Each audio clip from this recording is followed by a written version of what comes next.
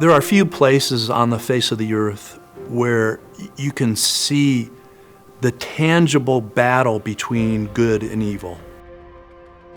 God has been preparing this country and its people to have a National Day of Prayer in Ukraine.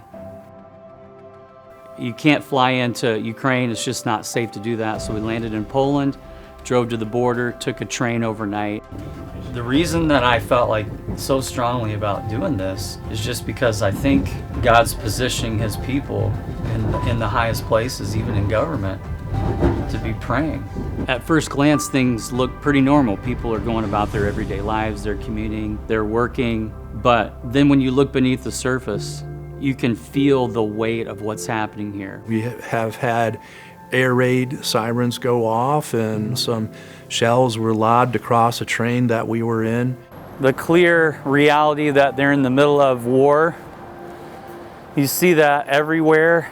Saw bullet holes in buildings, statues covered by protective scaffolding, tanks in the streets. Welcome to Kyiv, welcome to Ukraine. Ukrainian people, they unite together and say, no, we don't want to return to the Soviet system. We don't want to return to Imperia. We don't want to be not free. We wanted to be free.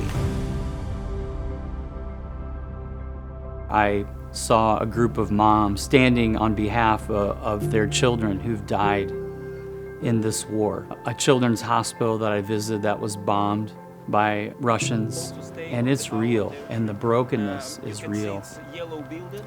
There's something far greater, far deeper happening in this country, and this is a country at war.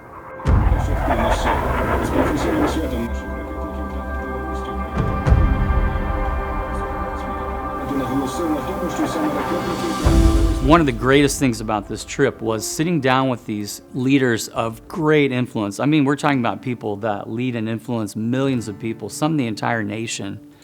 You are brave to travel to a country which experiences full-scale war. The official advisor to the president, the leader of the minority party, several parliamentary members, and sharing with them the vision of having a National Day of Prayer, but what it could do to benefit them. And so a group of us are here offering assistance and encouragement on how to mobilize prayer in a nation. How can you gather your folks together in this nation at this critical time and pray? And it is a very simple way to bring unity to this nation. How are you? How's it going, my friend? Good to see you. Good to see you. I want to be where the action is. Our main mission to come to Ukraine this time is to ask the country to consider a day of prayer.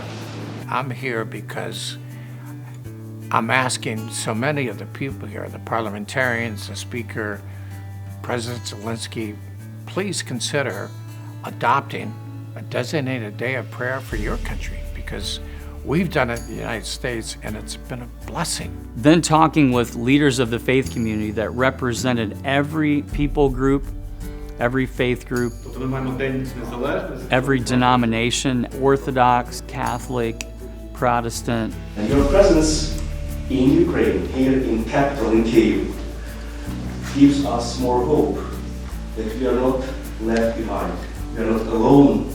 We hope very soon it will be really, we have in Ukraine, official day of prayer. This has the potential to not only change this country, but change many things and places beyond the borders of Ukraine.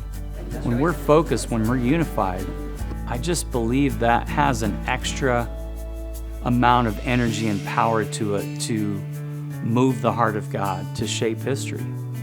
And I've sensed the presence of God protecting us and going before us. And I just have great confidence that the National Day of Prayer will become a reality in the country of Ukraine.